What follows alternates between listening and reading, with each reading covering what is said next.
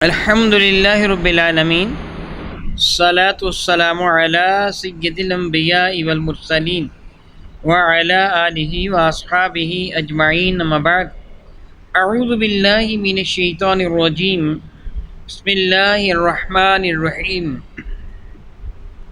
بحمد اللہ تعالیٰ کہ پروردگار عالم جل وکیم کے احسان اور کرم سے آج آپ اپنا سبق ملاحظہ کریں گے سورۃ الطور کی 32 نمبر آیت شریفہ سے آگے، تو ملاحظہ کیجئے۔ اعوذ باللہ من الشیطان الرجیم، بسم اللہ الرحمن الرحیم۔ ام یقولون تقولہ بل لا یؤمنون۔ ام یقولون، کافر یہ کیا کہہ رہے ہیں کہ تقولہ، اس نے یہ اپنی طرف سے گھڑ لیا، اس نے مبالغہ سے کام لیا۔ تقولہ منجد میں ہے کہ اپنی طرف سے جھوٹ گھڑ لینا، یعنی اپنی طرف سے کچھ بات بنا لینا، اس کے لیے تقولہ کا لفظ استعمال کیا جاتا ہے۔ ام یقولون تقولہ، انہوں نے یہ کیا کہا کہ انہوں نے اپنی طرف سے قرآن پاک کو گھڑ لیا۔ بل لا یؤمنون، بلکہ حقیقت یہ ہے یہ بدبخت ایمان نہیں لا رہے ہیں۔ یہ جو کہہ رہے ہیں کہ یہ اپنی طرف سے گھڑ لیا، قوال مبالغے کے ساتھ بات کرنے والا، قول بات کو کہتے ہیں، قوال بات کرنے والا جو مبالغے کے ساتھ بات کرے، کیونکہ قوالی میں، جس کو ہم قوالی کا نام دیں، مبالغے کے ساتھ بات ہوتی ہے اور زور دے کر بات کی جاتی ہے، اور خواہ جھوٹ ہو، غزلیں ہو، کچھ بھی ہو، اس بنا پر اس کو قوالی یعنی زور دے کر کہی گئی بات۔ تو رب کریم فرماتا انہوں نے کیا کہا، ام یقولون تقولہ، یہ کیا کہتے ہیں، انہوں نے اپنی طرف سے مبالغہ کر لیا، اپنی طرف سے قرآن کو گھڑ لیا، جھوٹ بنا لیا۔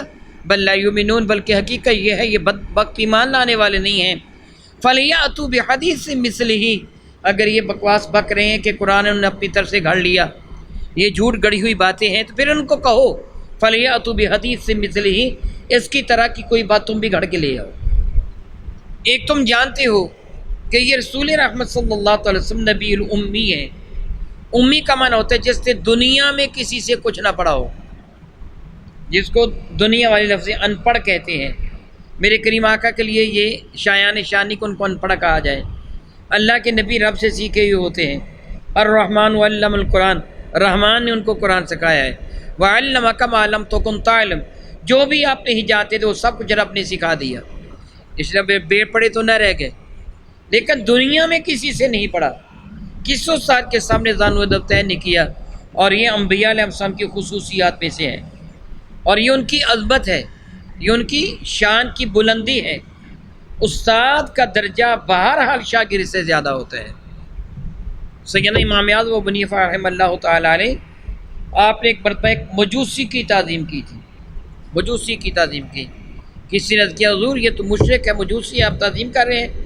فرمان لگے ایک بات میں یہ میرا استاد ہے کہ میں نے اس سے ایک بات پوچھی تھی، کتے کے بارے میں ایک بات پوچھی تھی، مجھے اس کی ضرورت تھی، میں نے تحقیق کرنا تھی، تو میں نے اس سے پوچھا تھا، تو پھر اس سے مجھے بتایا تھا، اس بنا پر یہ میرا استاد ہے۔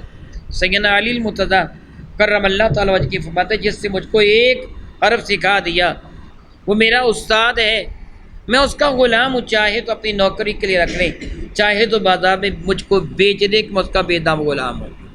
استاد کا درجہ بہت زیادہ ہوتا ہے۔ اگر نبی دنیا میں کسی سے پڑھتا تو لا محالہ پھر اس شخص کا جو نبی کا استاد ہوتا درجہ زیادہ ہوتا، تو پھر وہ امتی کیسے ہوتا کہ نبی کا درجہ تو امتی سے زیادہ ہے اور استاد کا درجہ شاگرد سے زیادہ۔ اس لیے اللہ تعالیٰ نے دنیا میں کسی شخص کو نبی کا استاد بنایا ہی نہیں ہے۔ حضرت نوح علیہ نبینا علیہ السلام کو کشتی بنانا سکھائی تو اللہ تعالیٰ نے، حضرت داؤد علیہ السلام کو زرہ بنانا سکھائی تو اللہ تعالیٰ نے، حضرت ادریس علیہ السلام کو کپڑوں کی سلائی سکھائی تو اللہ تعالیٰ نے، یعنی انبیاء براہ راست اپنے رب سے سیکھ کے آتے ہیں۔ حضرت سیدنا آدم علیہ نبینا علیہ السلام ارشاد فرماتے ہیں، جس طرح کے الخصائص کبریٰ میں ایک طویل حدیث مبارکہ ہے جس کا مفہوم بنتا ہے کہ آدم علیہ السلام کی جب ولادت باسعادت ہوئی تو آپ نے پیدا ہوتے ہی ساق عرش پر لا الہ الا اللہ محمد رسول اللہ کو پڑھ لیا تھا۔ حالانکہ آدم علیہ السلام کس کے پاس پڑھے تھے؟ یعنی اللہ تعالیٰ اپنے نبیوں کو خود پڑھا دیتا ہے، خود سکھا دیتا ہے۔ تو جب یہ بدبخت جانتے تھے کہ یہ کسی سے پڑھے نہیں ہیں، یعنی دنیا میں کسی کے شاگرد نہیں ہیں، پھر انہوں نے یہ قرآن بنا لیا۔ تم تو فصاحت و بلاغت کے اپنے آپ کو شہسوار کہلواتے ہو، تم تو خود کو بڑے پڑھے لکھے کہلواتے ہو، تم تو کہتے ہمارے مقابلے کا دنیا میں کوئی نہیں، بس قرآن کی طرح تم بھی بنا لو۔ ایک ایسی شخصیت نے بنایا ہے کہ جو امی ہے، جس سے دنیا میں کسی سے نہیں پڑھا، تو تم پڑھے لکھے بنا کے لے آؤ۔ فَلْيَأْتُوا بِحَدِيثٍ مِثْلِهِ إِن كَانُوا صَادِقِينَ، اگر تم اپنے دعوے میں سچ ہو تو قرآن کی مثل بنا کے لے آؤ۔ اللہ کی عزت کی قسم، قرآن کریم نے 14 صدیاں پہلے جو دعویٰ کیا تھا، آج بھی بدستور وہ دعویٰ باقی ہے اور قیامت تک وہ دعویٰ باقی رہے گا۔ جدید دور میں جدید ٹیکنالوجی کتنی ترقی کر گیا ہے انسان، یہاں کی بات دنیا کے دوسرے کونے میں تصویر کے ساتھ پہنچ رہی ہے، اور کوشش کی جا رہی ہے کہ اگر پھول دکھایا جائے تو اس کی خوشبو بھی آ جائے، کوشش کی جا رہی ہے۔ لیکن ساری ترقی کے باوجود دنیا عاجز ہے کہ قرآن کی مثل بنا سکے، نہیں کوئی بنا سکتا۔ یہ بہت بڑا معجزہ ہے قرآن کریم کا اور میرے نبی کا، اللہ تعالیٰ کی قدرت کی بہت بڑی دلیل۔ نبی کریم ارشاد فرماتے ہیں ام خلقوا،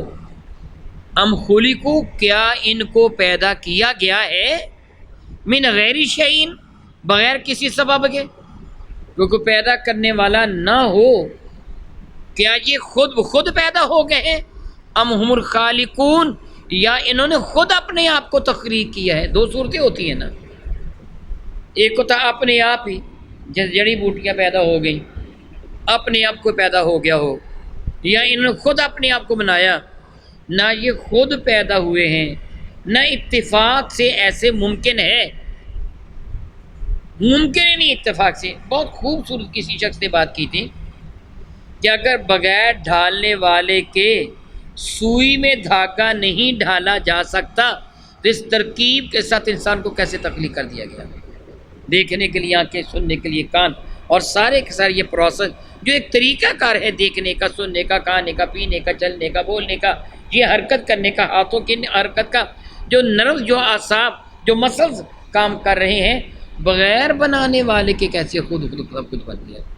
ان کو پوچھو یہ خود بخود بن گئے ہیں یا پھر انہوں نے خود اپنے آپ کو بنایا ہے؟ جب یہ دونوں ہی باتیں نہیں ہیں، نہ یہ خود بخود ایسے ممکن ہے کہ کوئی بن جائے، نہ انہوں نے خود اپنے آپ کو بنایا، تو پھر کوئی ذات تو ہے نا جس نے ان کو بنایا ہے، ماننا پڑے گا کوئی ذات ایسی ہے۔ فرماتا ہے ام خلق السماوات والارض، کیا زمین و آسمان کو انہوں نے تخلیق کیا؟ یقین کو ذات ہے نا جس سے زمین کو بنایا، جس سے آسمان کو بنایا۔ یہ کیسا دعویٰ کر سکتے؟ سبحان اللہ و بحمدہ۔ وہ قرآن پاک کا انداز بیان اور انداز دلائل کتنا خوبصورت ہے، چھوٹے چھوٹے جملے ہیں لیکن کفار کے خرمن پر بجلی بن کے گر رہے ہیں، چھوٹے چھوٹے جملے ہیں۔ بتاؤ تمہارے خود پیدا ہو گئے ہو؟ کیا یہ ممکن ہے یہ سب کچھ اپنے آپ ہی بن جائے؟ ہاتھ، پاؤں، منہ، سر، ناک، آنکھ، یہ عقل، یہ فہم، یہ شعور خود ہی بن جائے، بنانے والا کوئی بھی نہ ہو؟ یا پھر بتاؤ یہ سب کچھ تم نے خود بنایا ہے؟ اگر خود بنایا تو کرو دعویٰ تم نے خود بنایا ہے۔ اور پتہ ہے جب تو پیدا ہوا تجھے تو ہوش ہی نہیں، تجھے تو عقل ہی نہیں تھی جب تو پیدا ہوا، پھر تجھے پیدا کرنے والا کون ہے؟ تو اچھا بتاؤ، زمین تم نے بنائی ہے، آسمان تم نے بنایا ہے، اور تمہیں پتہ ہے تمہارا باپ دادا بھی پیدا نہ ہوا تھا جب آسمان بنا ہوا تھا، جب زمین بنی ہوئی تھی، تم کیسے دعویٰ کر سکتے ہو؟ سبحان اللہ، کتنے پیارے دلائل ہیں۔ جبیر بن مطعم انہی دلائل کو سن کے مسلمان ہو گئے تھے نا، لا قابل تردید دلائل ہیں۔ فرماتے رب کائنات ام خلق السماوات والارض، کیا زمین اور آسمان انہوں نے بنایا ہے؟ بل لا یوقنون، بلکہ حق یہ ہے کہ یہ یقین کی دولت سے محروم ہے، یہ یقین نہیں کر رہے ہیں۔ ام عندہم خزائن ربک ام هم المسیطرون، ام عندہم، کیا ان کے پاس خزائن ربک، آپ کے رب کے خزانے ان کے پاس ہیں؟ کائنات میں تقسیم یہ کرتے ہیں؟ کوئی آدمی دعویٰ کر سکتا ہے کہ فلاں کو میں نے دیا، فلاں کو میں نے دیا، فلاں کو میں نے دیا، تو تجھے کس نے دیا ہے؟ حضرت ابراہیم علیہ السلام نے بڑی پیاری بات کی تھی، بہت خوبصورت استدلالات حضرت ابراہیم علیہ السلام کا۔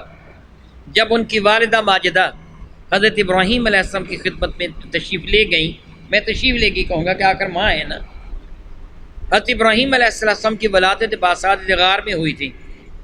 میں نہیں جانتا وہ غار وہی ہے جو کوئی اور.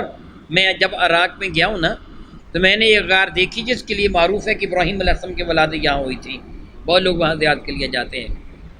تو نیچے ہے زمین دوز ہے. ابراہیم علیہ السلام کی ولادت باسات ہوئی نمرود سے چھپ کر، کیونکہ وہ قتل چکاتا تھا بچوں کو. تو ابراہیم علیہ السلام ایک دن میں اتنا بڑھتے تھے جتنے عام بچے ایک مہینے میں بڑھتے ہیں، بعض روایتوں میں جتنے 6 ماہ میں بڑے ہوتے ہیں. تو اب تو بہت جلد سیانے ہو گئے. سیانے تو ہوتے ہیں، عقل مند سے مراد نبی پیدا ہوتے ہی عقل مند ہوتے ہیں. یہاں سیانے سے مراد سوجھ بوجھ، جس کو عام لوگ کہتے ہیں سمجھدار، بڑا ہو گیا بچہ. تو ابراہیم علیہ السلام نے سوال فرمایا تھا اپنی ماں سے، ماں میرا پالنے والا کون ہے، میرا رب کون ہے؟ تو ماں نے کہا تھا بیٹے میں، ماں آتی تھی نا پلانے، دودھ پلانے کے لیے، لیکن ماں نے تو اور بھی دیکھا تھا نا کہ ماں جب دودھ پلانے کے لیے آئی تو آپ انگوٹھا چوس رہے تھے. تو ماں نے منہ سے انگوٹھا نکالا تو اس انگوٹھے سے دودھ اور شہد نکل رہا تھا. پرورش تو رب فرما رہا تھا، محتاج تو نہیں تھے. ماں سے فرمانے کہ ماں میرا پالنے والا کون، میرا رب کون ہے، میرا پالنے والا کون ہے؟ تو ماں نے کہا بیٹے میں. دوسرا آپ نے سوال کیا اچھا پھر اماں تیرے پالنے والا کون ہے؟ کہنے لگی تیرا باپ. آپ نے سوال کیا میرے باپ کا پالنے والا کون ہے؟ کہنے لگی نمرود. فرمایا کہ پھر نمرود کا پالنے والا کون ہے؟ ماں چپ کر گئی. پتہ چل گیا یہ وہی بچہ ہے جو نمرود کی خدائی کو تباہ و برباد کر کے رکھے گا. اس کے غرور اور تکبر کے بت کو پاش پاش یہی بچہ کرے گا. دلیل بڑی اعلیٰ ہے. تم نے کسی کو دیا تو تم کو کس نے دیا؟ لا ریب تمہیں ماننا پڑے گا کہ خزانے رب کے دستے قدرت میں ہیں. تم تو اپنے خزانے اپنی مرضی سے نہیں خرچ کر سکتے. انبار لگے ہوتے ہیں تمہارے پاس خزانوں کے، سونے اور چاندی کے، اور رب چاہتا تمہاری روح کو قبض کر لیتا. کھڑے کھڑے گر جاتے ہو، کہتے ہیں ہارٹ اٹیک ہو گیا. دولت بڑی تھی، کہاں گئی تیری دولت؟ کہاں گیا تیرا مال؟ کہاں گئی تیری جائیدادیں؟ تو تو اپنی وہ چیز جس کو تو اپنی کہہ رہا ہے تو اس پر قادر نہیں ہے، تو رب کے خزانوں پر تجھے قدرت کیسے؟ تو محتاج ہے. تیری حیثیت کیا؟ رب کی فرمائیے امین تو ہم خزائن ربی کا، کیا آپ کے رب کے خزانے ان کے دست سے قدرت میں ہیں؟ یہ مالک ہے آپ کے رب کے خزانوں کے؟ ان کے پلے کیا ہے؟ یہ تو اپنی زندگی کے مالک نہیں ہیں. رب چاہے تو ان کو بینا رکھے، چاہے تو اندھا کر دے، چاہے تو گنگا بنا دے، چاہے تو باتیں کرنے والا رکھے، چاہے تو بہرا کر دے، چاہے تو سننے والا رکھے. ان کو کہو یہ بچے رہ کے دکھائیں، پورا زور لگا لیں. ٹل لگانا جسے پنجابی میں کہتے ہیں نا، لگا لے پورا ٹل کہ میں بوڑھا نہیں ہوں گا. اختیار ہے کسی کو؟ میں چاہوں کہ میرے بال کالی ہو رہیں سفید نہ ہوں، لگا لو جتنا زور میں نے لگانا ہے، یہ سفید ہو کے رہیں گے. میں کہوں میں بوڑھا نہ بنوں، وہ میں تو اپنا اختیار نہیں رکھتا، تو رب کے خزانوں کا اختیار کیسے؟ کتنا بہترین یہ انداز دلیل ہے کہ تجھے تو تیرے پلے جو ہے وہ بھی تیرا نہیں ہے، تو رب کے خزانوں کا مالک کیسے بن گیا؟ کافر کہتے تھے میرے نبی کے بارے میں، ہاں یہ نبی بن گیا، ان کو نبی نہیں بننا چاہیے تھا. ولید بن مغیرہ کو نبی بننا چاہیے تھا، عروہ بن مسعود ثقفی کو نبی بننا چاہیے تھا، عبدیہ لیل کو نبی بننا چاہیے تھا، فلاں فلاں سردار کو نبی بننا چاہیے تھا، جس کے پاس دولت بھی ہے، جس کے پاس مال بھی ہے، جس کے پاس فوج بھی ہے، جس کے پاس جتھا بھی ہے. اس نبی کا تو نہ بھائی کوئی ہے نہ بہن ہے. میری کریمہ کا کوئی بھائی بہن نہیں ہے، تنا ہے سیدہ آمنہ خاتون کے شک منور سے، نہ کوئی بھائی نہ بہن، تو یہ نبی بن گیا. رب فرماتے ہیں سے پوچھئے رب کی رحمت کے خزانے تمہارے پاس ہے، تم بانٹ رہے ہو. نبوت بانٹنا تمہارے اختیار میں ہے، زندگیاں دینا تمہارے اختیار میں ہے. قل یہ کہہ دیجئے اللہ مالک الملک، کائنات ہستی کا مالک میرا مولا تو ہے. توتی الملک من تشاء وتنزع الملک ممن تشاء، جس کو چاہے اختیار دے دے، جس سے چاہے آنے وقت میں چھین دے. مالک تو اللہ تعالی جل وعلا ہے. ان سے فرمائیے ام ہم المسیطرون، کیا ان کا تسلط اور جماؤ ہے، اختیار ان کا ہے کہ جو یہ چاہیں وہ ہو جائے گا؟